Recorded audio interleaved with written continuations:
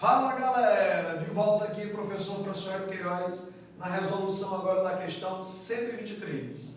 Observemos o seguinte, um estudante do curso de mecânica construiu um dispositivo com duas polias fixas e uma corda de massa desprezível e inextensível, ou seja, que ela não estica, para sustentar um conjunto de N caixas de 2 kg. Gente, primeira observação. No momento que ele diz que ele vai sustentar, ele está querendo dizer que a caixa vai ficar suspensa. Se essa caixa vai ficar suspensa, significa dizer que ela vai encontrar-se em equilíbrio. Primeira garantia. Se a questão disse que ela será sustentada, quer dizer que a caixa permanecerá em equilíbrio. Qual é a garantia do equilíbrio? No equilíbrio eu posso garantir que a força resultante que estará agindo sobre o sistema será igual a zero. Tranquilo? Então, continuando a interpretação. Através de um par de cargas, ele vai sustentar, ele vai equilibrar esse conjunto de caixas através de um par de cargas, de sinais opostos. Quantidades iguais, porém de sinais opostos, ou seja, uma positiva e a outra negativa. Professor, me diz aqui uma coisa, obrigatoriamente a carga de cima tem que ser positiva e a de baixo negativa? Não, gente. Quando ele diz que os sinais são opostos, eu estou adotando aleatoriamente a carga de cima positiva e a de baixo negativa. Se você fizer o contrário, a situação continua a mesma, até porque ele garante que elas são opostas. Ele diz também que essas duas cargas estão distanciadas de 10 centímetros uma da outra. Tranquilo? Aí o que a questão está querendo que você descubra? A quantidade de caixas necessárias e o valor da carga elétrica de cada uma das cargas que está mantendo esse conjunto em equilíbrio. Ora, se você olhar para cá, o que é que puxa essa caixa para baixo? O que é que age sobre um corpo que tem massa? Se eu soltar o pincel, a tendência do pincel é cair devido ao efeito gravitacional. Portanto, quem está puxando esse conjunto de caixas para baixo é uma força que nós chamamos de força peso. Como é que se calcula o peso da caixa? Massa da caixa vezes a gravidade. Só que tem um detalhe, eu não sei quantas caixas de 2 kg nós temos aqui. Então nós vamos chamar isso aqui de N.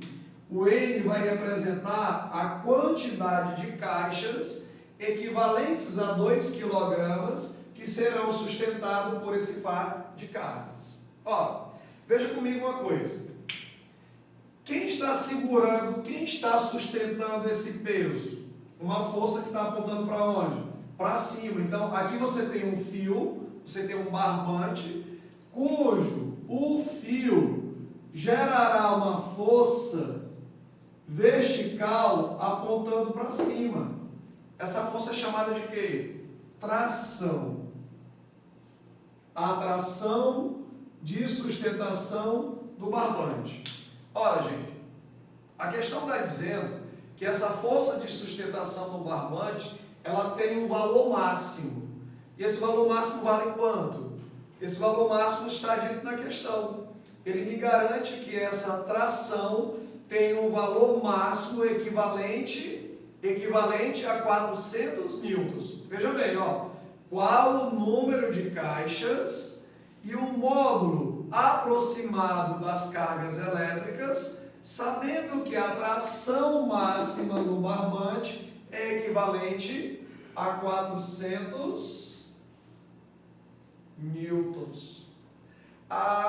Então quer dizer que se a caixa nem sobe e nem desce, é porque ela encontra-se suspensa, ela encontra-se em equilíbrio.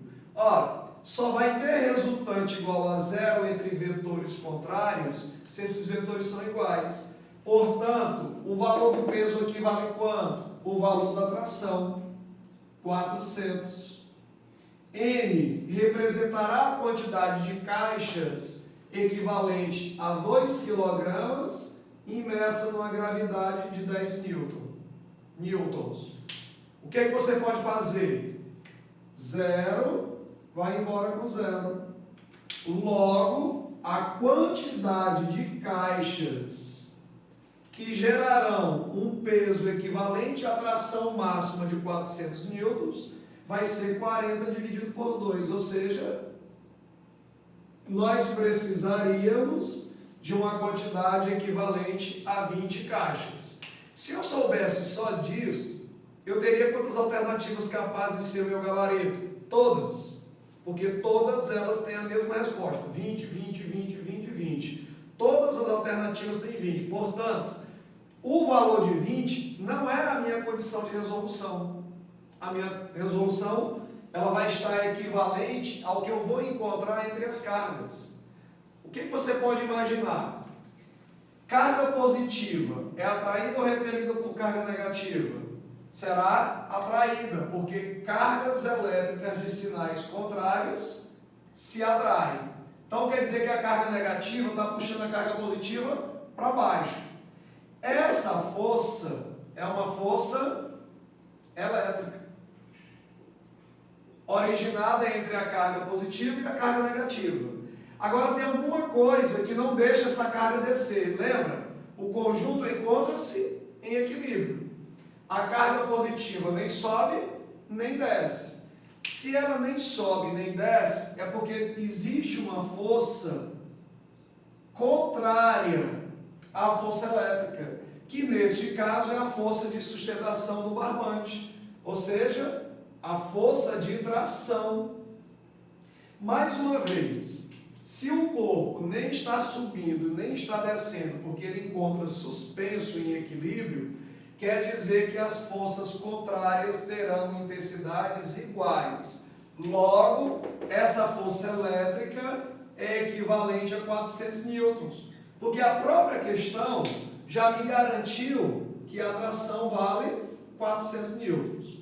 O que está faltando para eu chegar na minha resolução? Aplicar a lei de Coulomb para a força elétrica entre um par de cargas.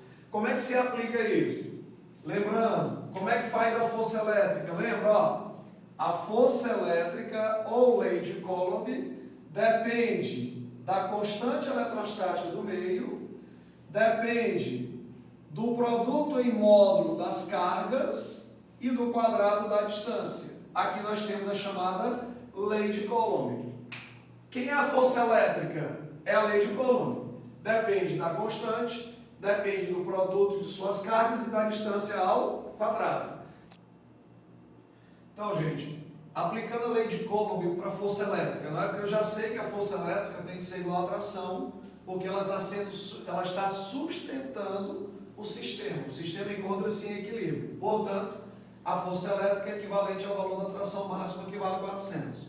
Aplicando a lei de Coulomb, constante 9 vezes 10 a 9. Carga vezes carga. Como são cargas iguais, carga ao quadrado. Sobre a distância que separa as duas cargas, que vale 10 centímetros, mas tem que converter para metros. 1 vezes 10 a menos 1 ao quadrado. Tudo isto é equivalente a quanto? 400 newtons. Ora, a minha carga ao quadrado será igual, fazendo aqui, ó, 4 vezes 10 elevado a 2, vezes 10 elevado a menos 2, porque é 10 a menos 1 ao quadrado, dividido por 9 vezes 10 a 9. Se você cancelar 10 a 2 com 10 a menos 2, vai ficar 10 elevado a 0, que é equivalente a 1. Né? 10 elevado a 2 vezes 10 a menos 2 vai dar 1.